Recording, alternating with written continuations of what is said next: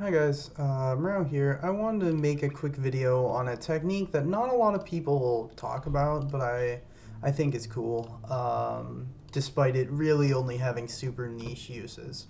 So, right, we got our saw wave here. I'm gonna pitch it down 2 octaves because I can.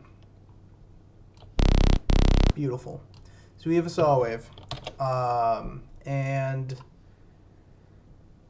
well, okay, long story short, what this technique is going to end up doing is I'm going to use a compressor such as Maximus to do distortion. So just to prove that you can, right, we have our saw wave. And then, there you go, distorted saw wave. Maximus messes with the phase so it doesn't look right. Here's linear phase. There you go, saw wave, distorted. Okay, so the principles behind this technique are way simpler than it seems like it would be when you look at that. So right now, let's look at just a wave shaper, right? I'm going to put this on linear phase so you can see it up here. We have this wave shaper, and I do this, right, and it saturates it. So the way a wave shaper works is you have your incoming volume on the bottom, the x-axis, and your outgoing volume on the y-axis, which means you can start to do stuff like this. It kind of starts, it gets weird fast. You get stuff like that. But the important part is, right, a wave shaper essentially remaps the incoming waveform to your outgoing waveform. That's its whole point. Now, if we look at Maximus here, Maximus has this graph here, and you can literally see in and out. So this is also remapping incoming volume to outgoing volume. And in fact, any compressor does this. The kilohertz compressor,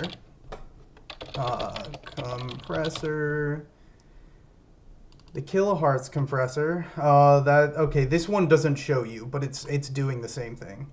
It's just less control over it. I think the kilohertz dynamics shows. Let me try Melda's compressor. Let me see if it also shows. Yeah, here you go. So it also has this thing here. Now, the thing about this is, clearly, like evidently, if we look at the top here and I do this, right, it just made it louder. It didn't distort it the same way, right? If we go here, right, the waveform ends up getting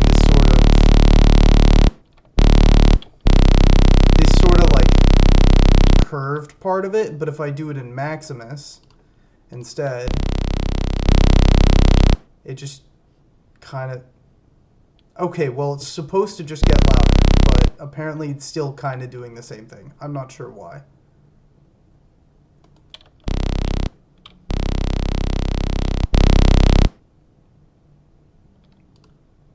Hold on. There you go. Oh, wait, no, linear phase. Okay. It's not doing the same thing, but it's pretty close. For some reason. It's not supposed to be that close.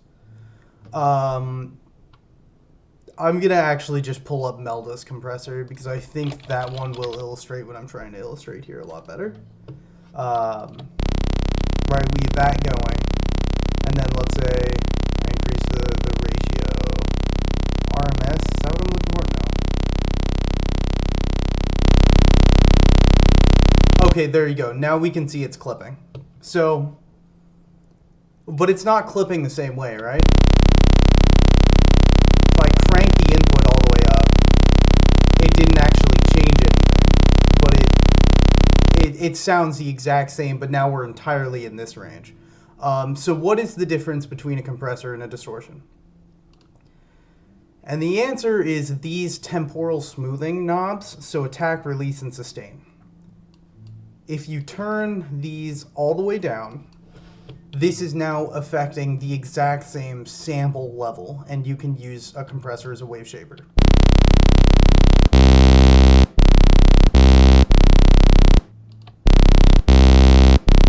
The other thing, however, is this is a multi-band compressor. I have 3 bands of this. So if I turn down all the temporal smoothing again, now I can distort each one individually.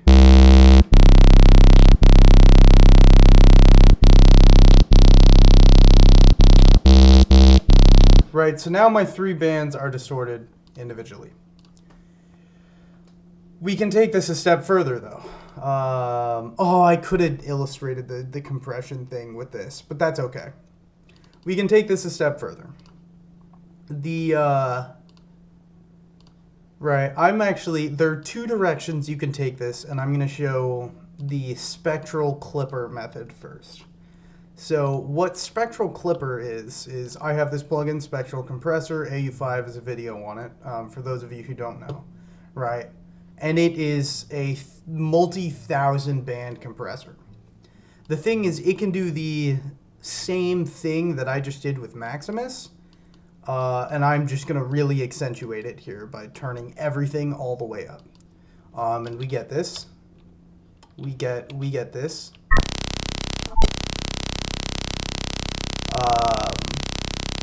Oh, it's really loud. That's why.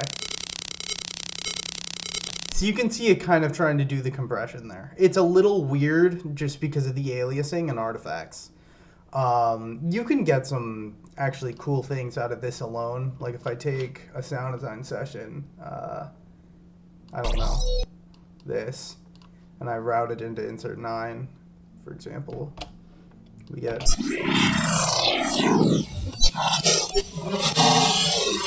I should put a safety limiter on this.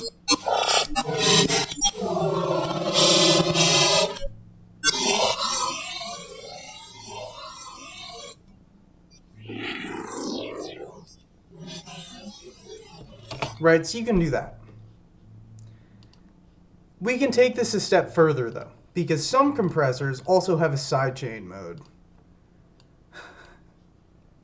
And yes, this is where I'm going with this. Where now I can put in a sidechain input. Let's say take another sound design session and route it there.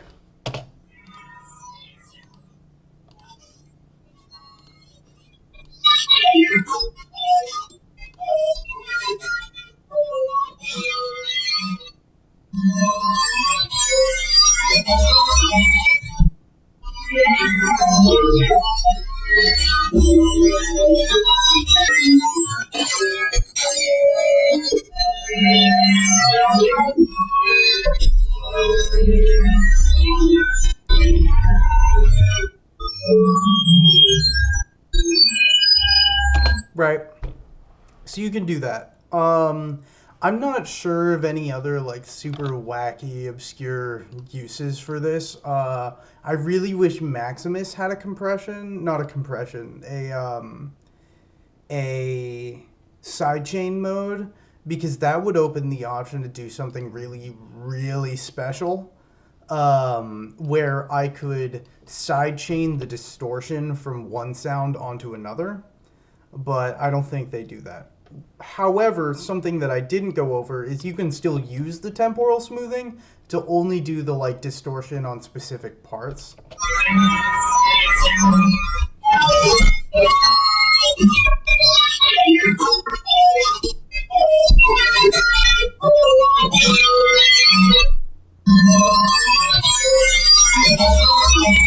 So like I can only distort like the end of the cycle. It's kind of weird. I think with this, like something I would do is I would distort the lows maybe, right?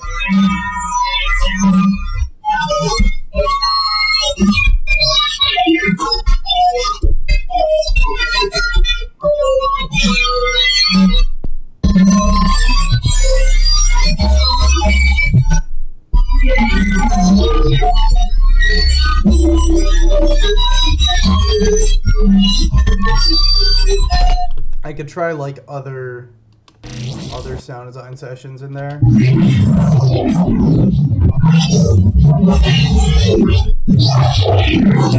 I could try flipping the two.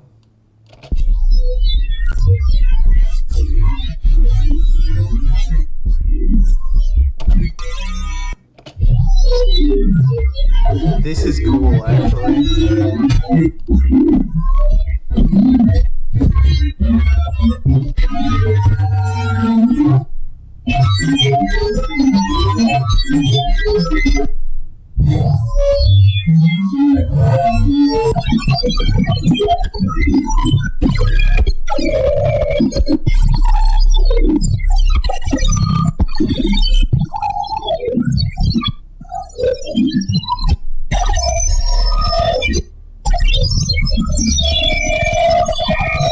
Yeah, I just want to let that play out because I thought it was cool.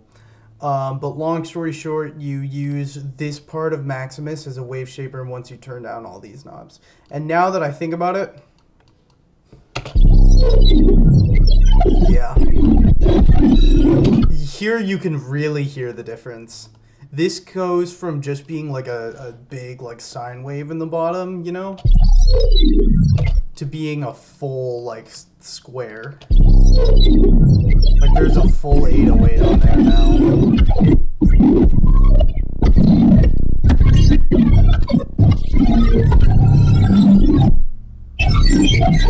So yeah, that's the gist of it.